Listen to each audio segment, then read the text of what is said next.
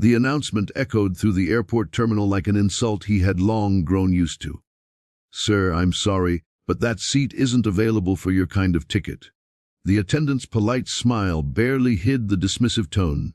The man standing before her, broad-shouldered, weary-eyed, wearing a faded army jacket with a stitched name tag that had seen dust, blood, and fire, simply nodded. "It's fine," he said quietly, even though it wasn't. He had given years of his life for his country, and now he couldn't even get a seat upgrade he'd paid for.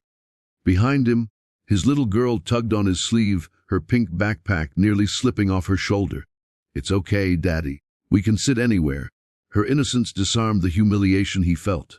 "Before we go any further, if you believe that kindness, respect, and second chances can still change the world, then please like, comment, share, and subscribe to this channel. Because stories like this one remind us that real heroes don't always wear capes, they carry scars." The father, Mark Bennett, was a former U.S. Army medic, a single dad who had lost everything except his daughter, Lily, who was only 7. After losing his wife during childbirth, Mark had faced deployments, loss, and the cruel silence that follows war. He had promised his wife's memory that he'd give their daughter the life they'd both dreamed of. Today, he was flying to a job interview that could finally stabilize their future, an emergency medical training position in another state. Money was tight, but he had managed to book a modest economy ticket.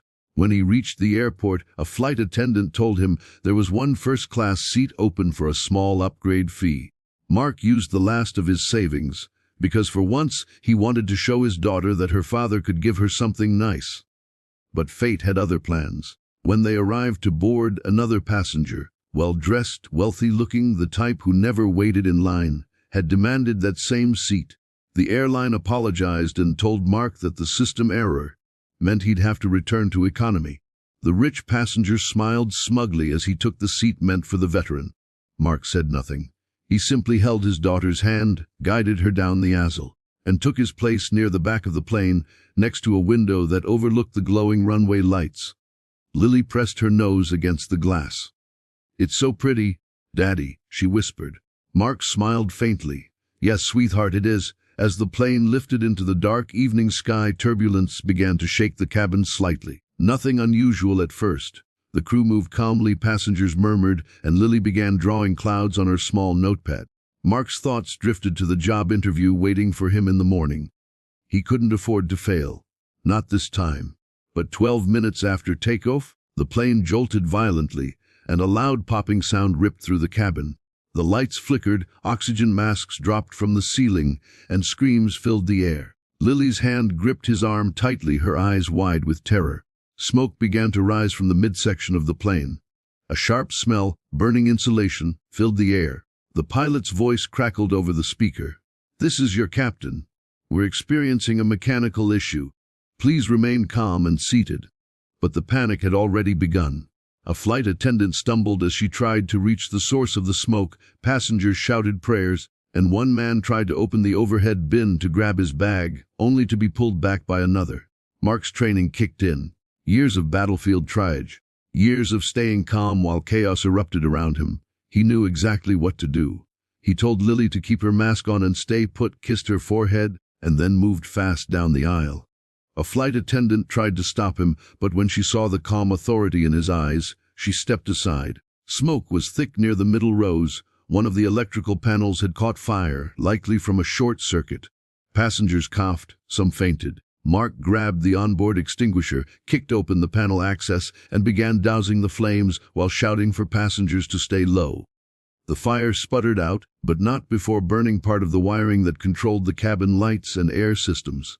Oxygen levels dipped, alarms blared, and panic escalated again. Mark moved like he had done on the field, systematic, fearless, focused. He checked the injured, calmed the crying, improvised a bandage from a shirt to stop a passenger's bleeding hand. The same wealthy man who had taken his first-class seat was now gasping for air, his face pale from shock. Mark knelt beside him, adjusted his oxygen mask, and kept his hand steady on the man's shoulder until his breathing stabilized. Meanwhile, the plane was preparing for an emergency landing. The crew followed protocol, but Mark took charge of organizing the passengers, guiding them on brace positions, keeping them calm with short, clear instructions.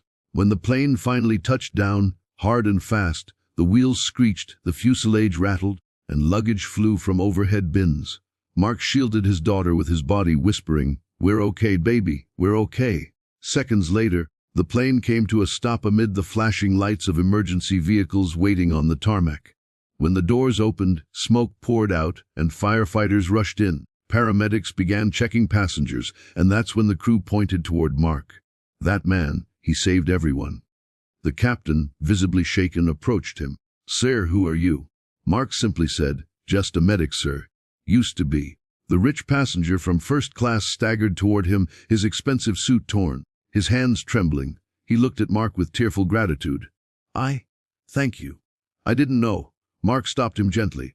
"You don't have to. We're all just people up there. No classes when the plane starts falling." Later, as the passengers were escorted off the runway, news crews began arriving. Someone had filmed Mark in action. His calm voice, his swift movements, his courage. By morning, that video had spread across social media.